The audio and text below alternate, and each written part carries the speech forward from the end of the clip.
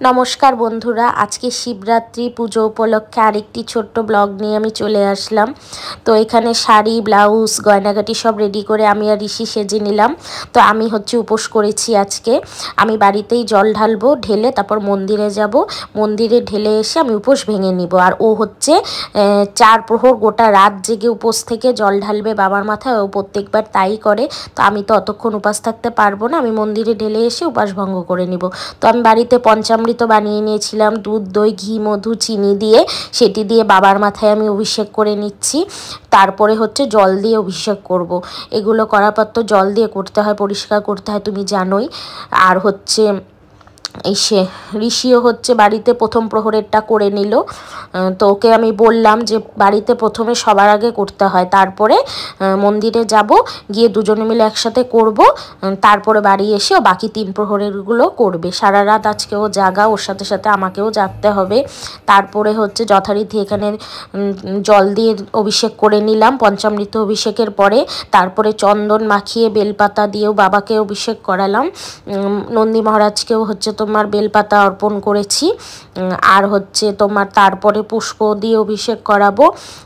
সুন্দর সুন্দর অনেক ফুল আনা হয়েছিল, তোমার ধুতরা ফুল, আকন্দ ফুল, ভাট ফুল, গাঁদা ফুল সব অল্প অল্প করে দেওয়া হয়েছে। আর মন্দিরেও কিছুটা দিব, আর বাকিটা আমি বেশিরভাগটাই রেখে দিয়েছি ঋষি যেহেতু পূজা করবে তার জন্য। তারপরে দুব্ব অর্পণ করলাম বাবাকে। তো তোমরা তো এই সব নিয়মগুলো জানোই। আর নিয়মের থেকেও বড় কথা কি বলো তো, মন দিয়ে যা আছে তুমি সেটুকু দিয়ে বাবাকে তুমি যদি জল দিয়ে আর বেলপাতা দিয়েও তুমি নিবেদন করো, বাবা কিন্তু সেটাতেই খুশি হয়ে যাবে। কোনো কিছুর ইসে নেই যে এটাই লাগবে ওটাই লাগবে। তো আমার কাছে ভাগ্যবশত সব কিছুই হয়ে গিয়েছে, তো আমি তাই অর্পণ করলাম। তারপরে আমি হচ্ছে ধূপকাঠি দিয়ে আরতি করে নিলাম। ধূপকাঠি দিয়ে তারপরে হচ্ছে তোমার ঘিয়ের প্রদীপ প্রজ্বলন করেছিলাম। আজকে সারা রাতি ঘিয়ের মানে বাতিটা জ্বালাবো আর কি। তো আমি ওই ঘিয়ের প্রদীপ দিয়ে আরতি করে নিলাম। তারপরে কর্পূর দিয়ে ধুনো জ্বালিয়েছিলাম, ধুনো দিয়ে কর্পূর দিয়ে বাবাকে আরতি করলাম। এই ধুনোর গন্ধটা কিন্তু খুব ভালো লাগে, আর কর্পূর দিয়ে ধুনো দেওয়া কিন্তু খুব ভালো। আর এদিকে সিদ্ধি পাতা, ভাট ফুল এগুলোও আমি অর্পণ করে দিলাম। ধুতরা ফুল টুল যা ছিল অল্প অল্প ছোট ছোটই পেয়েছি, আর মন্দিরেও কিছু নিয়ে গিয়েছি। তো এখন দেখো আরতি করে নিচ্ছি। আমার যত ঠাকুর আছে রাধাকৃষ্ণ বলদেব গুরুদেব সবাইকে করে নিচ্ছি। তো এরপরে হচ্ছে তোমার ঋষিও করবে। তারপরে আমরা মন্দিরে যাব। এখানে ফালাকাটা একটি মন্দির আছে, সেখানে আমরা যাব, মহাকাল মন্দির, খুব জাগ্রত মন্দির। এই দেখো ঋষিও এখন করে নিচ্ছে। তারপরে আমি সারা ঘরে ধুনো দিয়ে আরতি করে দিলাম। এই ধুনোর গন্ধটা কিন্তু দেখবে খুব ভালো লাগে, আর কর্পূর দিয়ে ধুনো দেওয়া কিন্তু বাড়িতে খুব ভালো একটা বিষয়। সব রকমের বাস্তুদোষ টোষ সব কিন্তু কেটে যায়। আর এখানে হচ্ছে তোমার আমি উপোস ছিলাম, আমি জানি না এতক্ষণ কি করে উপোস থাকতে পারলাম। প্রায় 7:30টার মতো বেজে গিয়েছিল। দুবার খালি চা খেয়েছি আমি, আর ঋষিও বলতে গেলে নির্জলাই উপোস। তারপরে হচ্ছে এখানে সন্ধ্যাবাতি টাতি দিয়ে এখন আমরা ওই মহাকাল মন্দিরের উদ্দেশ্যে রওনা দিব। তো আমি ডালির মধ্যে সব হচ্ছে পঞ্চামৃত, ধুতরা ফুল, ভাট ফুল, আকন্দ ফুলের মালা এগুলো সব নিয়ে নিয়েছিলাম। বেলপাতা যেসব আর কি লাগে, ফল মিষ্টি সব নিয়ে এবার হচ্ছে আমরা দুজনে মিলে চলে এসেছি সেই মহাকাল মন্দিরে। মহাকাল মন্দিরটা কিন্তু খুব জাগ্রত। তো এখানে বাবার মাথায় একে একে আমি ফল ফুল মিষ্টি যা আছে অর্পণ করতে হয় সব নিবেদন করলাম। আর এই মহাকাল মন্দিরে সবথেকে যেটা আকর্ষণীয় জিনিস সেটা কি বলো তো, সেটা হচ্ছে বট আর পাকুড় গাছ দুদিকে দুটো এমনভাবে জোড়া লেগে উঠেছে, মানে না দেখলে বিশ্বাস করতে পারবেন, বহু বছরের পুরনো গাছ এই দুটি। খুব জাগ্রত মন্দির এটা ফালাকাটার। আর এখানে হচ্ছে এটাই হচ্ছে তোমার পুরনো শিবলিঙ্গ। পরে সামনের দিকে আরেকটি মন্দির করা হচ্ছে শিবের নতুন, কিন্তু এটাই হচ্ছে পুরনো। এখানে প্রচুর ভিড় হয়। তো ভাগ্যবশত আমি রাতে এসেছি, আজকে ভিড়টা একটু কমই পেয়েছি। আমি তো ভাবছিলাম প্রচুর ভিড় হবে, কিন্তু ঋষি বললো যে না, বিকাল পর্যন্ত নাকি বেশি ভিড় ছিল। আর এতক্ষণ অবধি এখন কেউ উপাস থাকেও না, ওই জন্য রাত্রেবেলা একটু ভিড়টা কমে গেছে।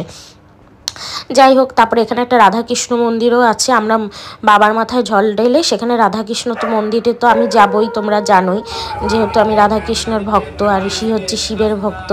যাই হোক, রাধাকৃষ্ণ আর শিব সবই তো একই বলো। তারপরে হচ্ছে তোমার আমরা এখানে তোমার মন ভরে শান্তিতে পুজো দিলাম। আমি দেওয়ার পর আবার ঋষিও দিল। যতটুকু পেরেছি, যা আয়োজন করতে পেরেছি, সামান্যতম, মানে সেরকম কিছুই আহামরি কিছুই নয়, সেটুকুর মধ্যেই পুজো দিলাম। দিয়ে এবার নন্দী মহারাজের কাছে এদিকে চলে এসেছি। সবাই বলে নন্দী মহারাজের কানে কানে তুমি যদি তোমার মনের বাসনা জানাও তাহলে একদম সোজা নাকি ডাইরেক্ট মহাদেবের কানে গিয়ে পৌঁছায়। তা আমরাও সেটি করে নিলাম। আর এদিকে যে দুটো গাছের কথা বলেছিলাম আমরা, কাল্পনিক বৃক্ষ সবাই বলে যে এটা নাকি অপিছনে অনেক গল্প আছে, কাল্পনিক গল্প। তো যাই হোক, সেই গাছগুলোতেও সবাই হচ্ছে মোমবাতি ধূপকাঠি দিচ্ছিল, পঞ্চামৃত দুধ এগুলো নিবেদন করছিল। তা আমিও করে নিয়েছি, ধূপ মোমবাতি দিয়ে নিচ্ছি। আর হয়েছে তোমার পঞ্চামৃতটাও দিয়ে দিয়েছি। তো ভিড়টা দেখো অতটা নেই, তো ভালো মতনই আমরা পুজো দিতে পেরেছি।